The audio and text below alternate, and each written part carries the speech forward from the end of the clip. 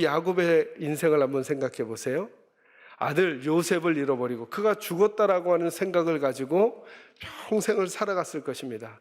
나중에 창세기 후반부에 보면 그가 바로에게 갔을 때 이렇게 자기 인생을 정리합니다. 뭐라고 정리하냐면, 나는 내 나이 130인데 우리 선조들에 비해서는 길지 않은 인생을 살았지만 저는 험악한 세월을 살아왔습니다. 이렇게 말합니다.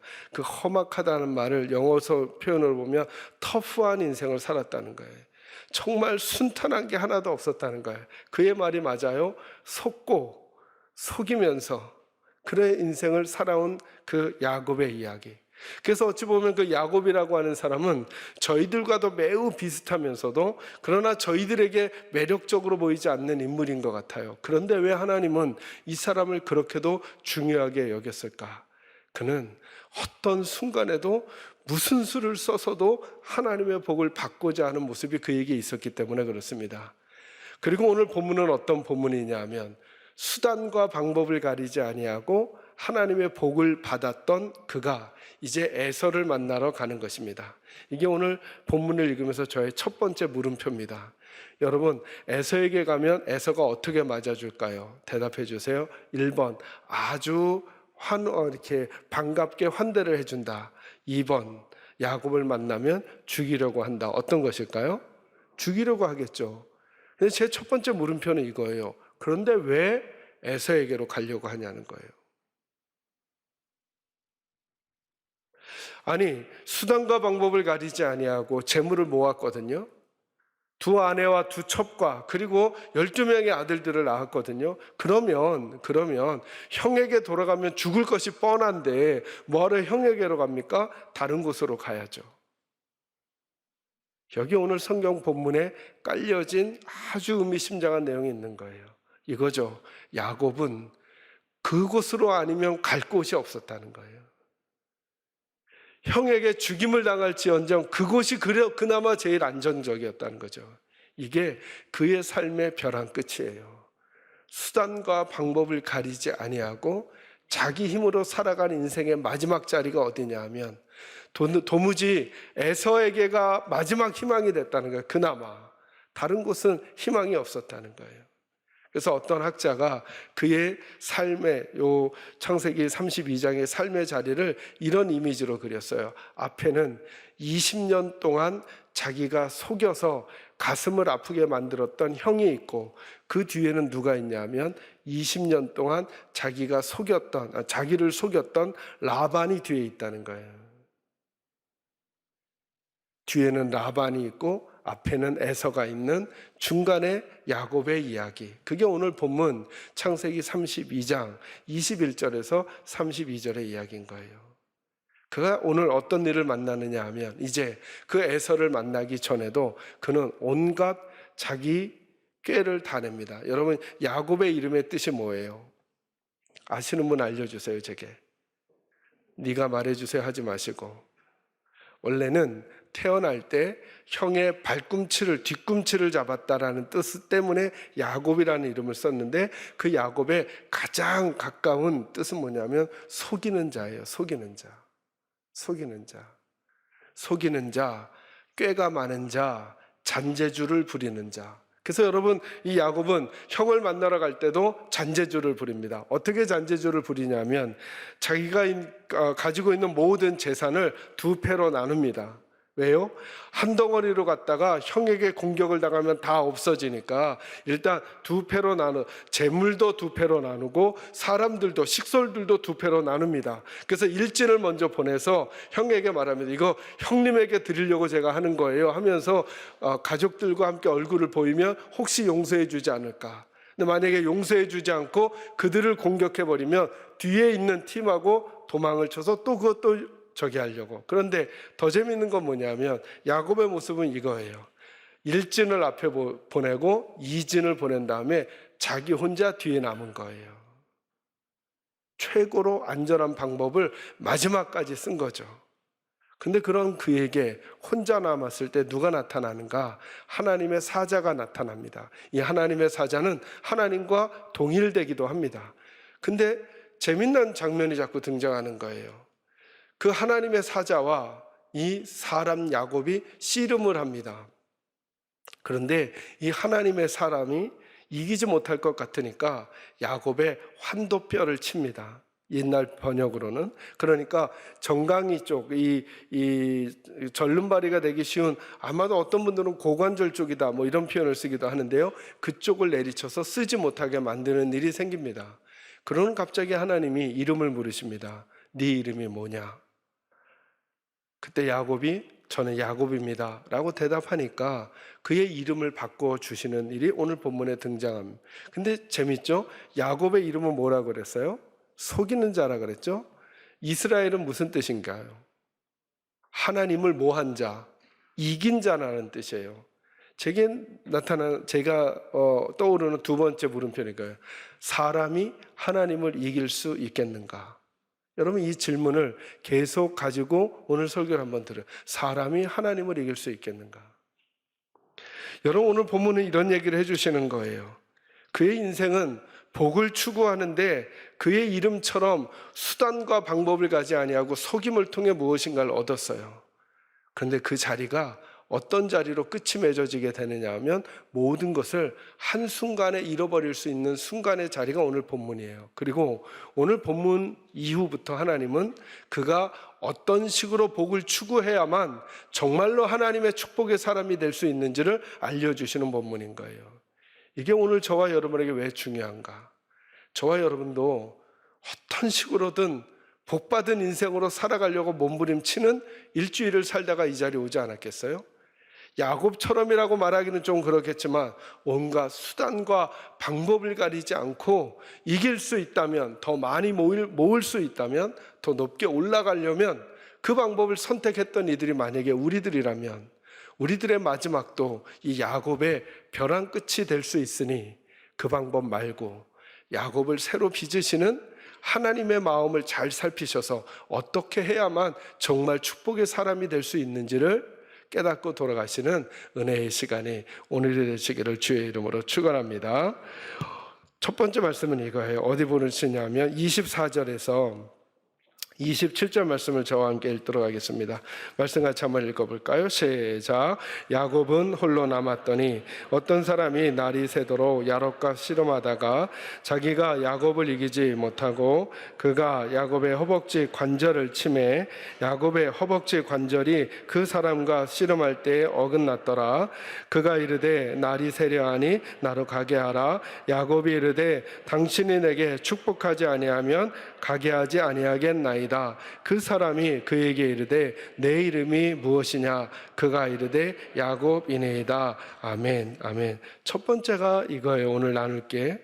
그렇게 하나님의 사람과 홀로 남아서 씨름하던 그에게 하나님께서 한도뼈를 상하게 했어요. 그래서 본문 뒤에 보면 31절, 32절을 보면 그가 절었다 그러거든요. 그리고 그 이후에 성경들을 보면 그가 무엇인가를 의지하지 않고는 걷지 못하는 사람이 되었어요. 여러분 아주 재밌는 비유인 거죠. 자기 힘만으로 살아가던 그가 이제는 자기 힘으로는 살아갈 수 없는 사람이 되는 변화의 자리가 오늘 본문에 있는 거예요. 그런데 그리고 나서 하나님이 갑자기 야곱의 이름을 물어요.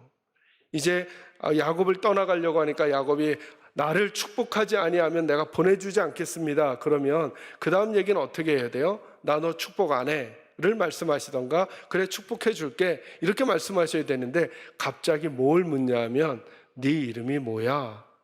이렇게 물으시는 거예요. 저는 이 말씀을 준비하고 묵상하면서 이 본문이 너무 제게 충격이었어요. 왜냐하면 하나님이 제게 이렇게 물으시는 것 같아요. 너 누구야? 너 누구야? 아니, 네가 가진 재물로, 네가 가진 직분으로, 네가 하고 있는 일로 너 설명하지 말고 너 내 앞에 누구야? 라고 물으시는 것 같아요. 저는 여러분도 한번 이 질문을 하나님 앞에서 한번 들어보세요. 너 누구야?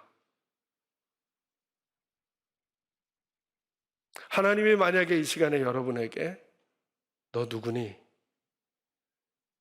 너는 내게 누구니? 라고 물으신다면 여러분은 어떤 대답을 하시겠습니까? 저는 이 질문이 어떻게 들리냐 하면, 야곱아, 너 내게 복을 받고자 하기 전에 네가 지금까지 걸어온 너의 인생을 한번 돌아봐. 너 어떻게 지난 20년을 살았어? 너 어떻게 지난 세월을 살아온 거야? 그렇게 살아온 넌 내 앞에 누구니? 라고 물으시는 거죠. 제게도 그렇게 물으시는 것 같았어요. 이 말씀을 묵상하는데. 목사로 설명되는 너 말고, 여기저기서 말씀을 전하는 너 말고, 어디 가면 그 직함으로 불리는 너 말고, 넌 누구야? 내게 넌 누구야?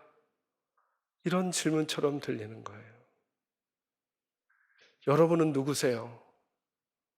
장로님, 권사님, 안수집사님, 사장님, 과장님, 아니면 리더, 이런 얘기 말고 하나님 앞에서 그 모든 허울들을 벗고 앞으로도 갈 수 없고 뒤로도 갈 수 없는, 앞으로 나가도 형에게 죽을 것 같고 뒤로 가도 외삼촌 라반에게 붙들려 또 치도곤을 당할 것 같은 그 상황 앞에 그 연약한 존재로 지금 많은 것을 가지고 있지만 아무것도 가진 것 같지 않은 그 빈 마음을 가지고 있는 넌 누구야? 너 어떻게 살아왔다고 나에게 말할 수 있겠니? 라고 물으시는 주님의 물음과도 같이 들린다는 것입니다. 여러분, 학개서라고 하는 성경 1장 5절에 보면 이런 말씀이 있어요. 한번 들어만 보세요. 그러므로 이제 만군의 여호와가 이같이 말하노라. 너희는 너희의 행위를 살필지니라. 왜냐하면 그 학개서 선지자가 사역할 때 하나님의 성전은 다 무너져 있는데 하나님의 사람 이스라엘 사람들은 편벽한 집에, 그러니까 잘 지어진 집에 있으면서 그러면서 자기들이 잘 되기를 원했던 거예요. 그때 하나님이 말씀하시는 거예요. 너희들이 무슨 행동을 하고 있는지 너희 스스로를 한번 살펴보거라. 너희가 하나님의 복을 받을 만한지 그러지 못한지.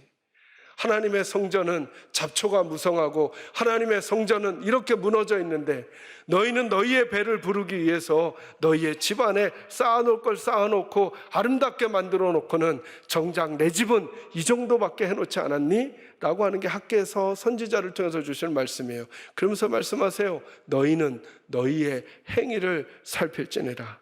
7절에 이렇게 말합니다. 만군의 여호와가 말하노니 너희는 너희의 행위를 살필지니라. 다시 한번 말합니다. 그러면서 말씀하세요. 너희들의 삶을 살펴보거라. 그렇게 노력했는데도 노력한 만큼 너희들에게 기쁨이 찾아오더냐? 너희가 수고한 만큼 수고한 것이 남아있더냐? 왜 그러지 않는 줄 아느냐?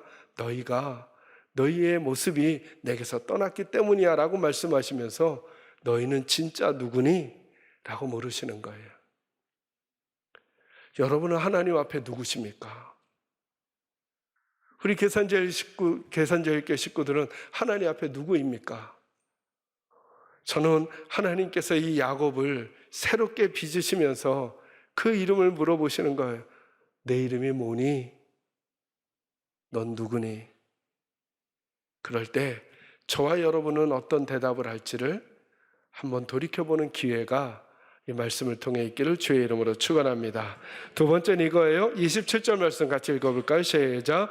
그 사람이 그에게 이르되 내 이름이 무엇이냐? 그가 이르되 야곱이니이다. 아멘. 두 번째 이 말씀 조명해 보려고요. 야곱이 뭐라고 대답해요? 내 이름은 뭐라고요? 자, 그 뜻이 뭐라고요? 저는 이 말씀이 두 번째로 충격이었어요. 그냥 이름을 말하는 게 아니라 넌 누구니? 라고 말씀하시는 하나님의 질문 앞에 야곱이 이제 앞으로도 가지 못하고 뒤로도 가지 못하고 많은 것을 얻었지만 그 얻은 것이 하나도 위로가 되지 않는, 그래서 자식들도 아내도 재산도 다 떠나보내고 혼자 남은 그가 하나님 앞에 씨름하고 있을 때 하나님이 넌 누구니? 라고 물을 때 야곱이 이렇게 말해요. 하나님, 저는 속이는 자입니다. 하나님, 전 지금까지 속고 속이면서 살아왔습니다. 하나님, 전 지금까지 속고 속이면서 살아왔습니다. 내 이름은 야곱입니다. 저는 사기꾼입니다. 저는 속이는 자입니다. 아닌 걸 그렇다 하고 그런 걸 아니라 하고, 가야 할 곳에 가지 않고 안 가야 할 곳에 가고, 할 말을 하지 아니하고 하지 말아야 될 말을 하고 살아온 저는 속이는 자입니다 라고 하면서 자기의 인생과 함께 자기의 이름을 하나님 앞에 노출하고 있는 거예요. 어찌 보면 사랑하는 성도 여러분, 제일 어려운 게 뭐냐 하면 인정하는 거거든요. 그죠? 우리는 누군가로부터, 사랑하는 배우자로부터도 뭘 지적당하게 되면 인정하기보다는, 사실은 인정하면 제일 편한데 인정하기보다는 변명하고 또 변명하고 또 변명하고 합리화해서 내 입장을 말하려고 하는 거예요. 근데 야곱은 말해요. 하나님, 나는 속이는 자입니다. 나는 속이는 자입니다. 나는 잔재주로 인생을 살아온 사람입니다. 나는 잔꾀로 인생을 살아온 사람입니다. 어찌 보면 지금 하나님과 씨름하는 이 자리 전에도 마지막 순간까지도 어찌하면 살아날 수 있을까 잔꾀를 부려 한 무리와 한 재산의 덩어리를 먼저 보내고, 그곳에 아내들과 그리고 자식을 섞어 보내고, 그 다음에 또 한 무리와 아내들과 자식을 섞어 보내고, 저만 혼자 여기 남아 있습니다. 어떻게든 수단과 방법을 가지고 가리지 않고 잔재주로 인생을 살아온 그런 인생입니다. 하나님, 나 그런 인간입니다 하고 자기를 하나님 앞에 인정하는 모습처럼 보인다는 것이죠. 여러분 아십니까? 그때 하나님이 그를 붙들기 시작하시는 것입니다. 네 이름이 뭐니? 네, 저는 사기꾼입니다. 속이는 자입니다. 그렇게 인생을 살아왔습니다. 그리고 지금 제 손에 남은 것이 아무것도 없습니다. 그래, 그럼 이제부터 너는 야곱으로 불리지 말고 이스라엘로 불리거라 라고 말씀해 주시는 거예요. 여러분, 제가 갖고 있는 물음표 하나 더가 있는데 그게 뭐냐면 33장 이후를 읽어보시면 갑자기 어떤 일이 생기느냐 하면 에서가 야곱을 만날 때, 여러분 그 전까지 상황을 보면 에서가 야곱을 만날 때 죽이려고 하겠어요? 반갑게 맞아주려고 하겠어요? 죽이려고 하겠죠. 33장부터 나중에 읽어보십시오. 에서가 야곱을 만나는데 어떻게 만나냐면 둘이 부둥켜 안고 울면서 만나요. 어떻게 이런 일이 생겨요, 여러분? 여기에 전 비밀이 있다고 생각하는 거예요. 우리들의 약해짐이 받아들여짐에 복을 가져오는 거예요. 무슨 말이냐면, 여러분 에서의 입장에서 한번 생각해 보세요. 에서는 아마 20년 동안 이를 갈고 있었을 거예요. 너 만나기만 해봐. 그래서 아마 야곱이 돌아온다는 소식을 듣고도, 여러분 아시잖아요. 그가 자기의 사병 몇백 명을 데리고 나와요. 400명을요. 왜요? 환송해 주려고요? 아니면 죽이려고요? 죽이려고 나왔어요. 그런데 보니까 야곱이 자기의 재산과 그리고 무리들을 일진을 보내오는 거예요. 이거 형에게 드리는 선물이라고. 그걸 지나서 그 다음에 또 한 무리가 오는데 이거 형에게 드릴 선물이고 형의 조카들이라고 하면서 한 무리가 오는 거예요. 그리고 나서 그 다음에 야곱이 오는데 야곱이 어떻게 와요? 그가 절름발이라 그랬죠. 어떻게 와요? 쩔뚝하면서 오는 거예요. 아니, 나한테 몹쓸 짓을 하고 갔으면 멀쩡하게나 돌아오면 뭐라고나 할 것 같은데, 그렇게 미웠던 동생이 저기서 쩔뚝 하면서 걸어오는 거예요. 아마 제게는 그 순간이 에서의 마음이 무너지는 순간이 아니었을까. 아이고, 저 녀석 저거 한번 잘 살아보겠다고 저렇게 몸부림치더니 기껏 저 모습이야? 그의 약해진 그 모습이 에서의 마음을 녹인 것 아닐까요? 야곱은 절대로 생각해낼 수 없었던 방법이에요. 형과 화해하기 위해서 돈이면 될 것 같았고 물질이면 될 것 같았어요. 그런데 하나님이 그의 환도뼈를 치는 순간 그가 몸을 저는, 다리를 저는 동생이 돼서 걸어 나올 때 그의 마지막 그 모습을 보면서 아마도 애서는 마음이 무너져 그동안의 원한을 잊어버리고 그를 품에 와락 안아버린 것은 아닌가. 우리가 때로 하나님 앞에 복받고자 할 때 저와 여러분은 무엇이 하나님 앞에 우리가 받아들여지는 이유라고 생각하십니까? 우리가 가지고 있는 돈, 우리가 가지고 있는 재능, 우리가 가지고 있는 실력, 이것 때문에 하나님이 감동하실 것 같으십니까? 아니라는 거죠. 저와 여러분의 연약함이, 저와 여러분의 부족함이, 저와 여러분의 하나님 앞에서 우리를 내려놓는 그 일이 하나님께서 우리에게 가지신 마음을 풀고 우리를 와락 끊어안으시는 모습이 될 수 있다는 거예요.